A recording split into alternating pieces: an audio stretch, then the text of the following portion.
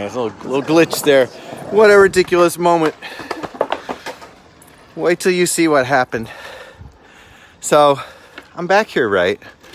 I mean, if you want to know the difference between 24-hour pressed, long pressed, hand-rolled glue and the regular industry standard, highest quality available, you got to come here and see this.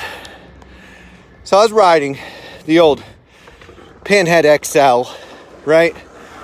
On this gnarly, and I came on my board, and my board hit right there. And it knocked that chunk with its tail. It knocked that chunk out of this cinder block right there. And from hitting right there and knocking out this chunk, here's the damage to the board edge. There it is.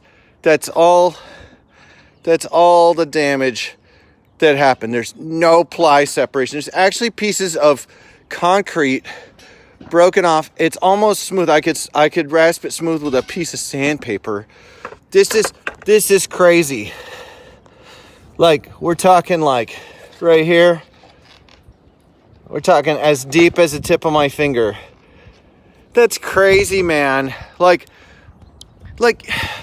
when you work with boards like we do, it's like you spend all this energy trying to make something that's really good, right? And when it turns out really good and you say so, some people try to make you feel bad because it's super good. And then, so you're like, get tempted to like try and tone it down.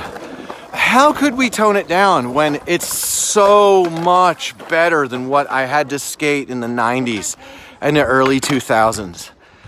How can I stop from being enthusiastic about this just straight up superiority of this laminate product? I mean, it's nuts.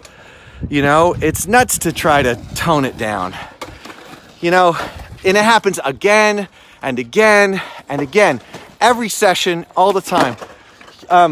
Youngster, hand me that board real quick. I want to talk about it. Don't worry, you're not on camera. All right, none of these kids signed releases, so look at this. This board has been under this kid's feet. And you can tell immediately that this kid, DGAF, he's got dog poop in the grip tape. You look at the edge line here. It's been ridden in the wet, in the rain, all this stuff, right? It's all feathering out back here from just weather. That's wet. This kid he's young, right? He's young and he's too dumb to take care of his skateboard, and I love him for it. And look at this. This board has been under this kid for how long you been skating it, youngster? Since I was like 8, and now I'm about 12. He's going to be 12 in a week. Since he was 8, the board is at least 5 years old, and it's just, we're seeing this all the time. I think it's as simple as, yo, man, roll that glue, homie. Roll that glue, make sure it's on there right. Yo, homie, don't pop those out yet. Don't use a fast 6-minute glue. Don't use a 20-minute glue. Use a good glue that's worked for years and years on interior and exterior applications. And then take that glue and let it sit with that wood. You know, let them marry up good, you know. Let them have children and raise grandchildren before you take them out of that press. So I'm just freaking out because once again, I'm going to flip you guys around to see it again. I came off the tall side. I stalled a little too shallow, had to step off.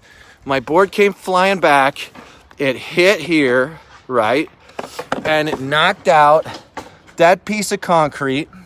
And I was like, oh, that's a chipper. Except I know it's not now. All these years skating good wood. And it did nothing.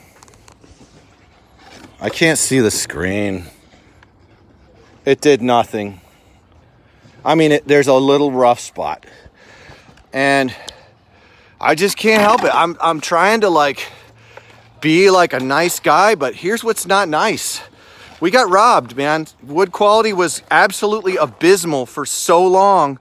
Now we come out with just proper pressed old school laminate and people think we're selling snake oil, or they think we're being mean to them. I've gotten death threats for telling the truth about this wood. I'm serious, and I'm not going to stop doing it. No apologies, no quarter, 0 F's given. And I'll talk to you guys later. I'll be back on later. Peace, guys.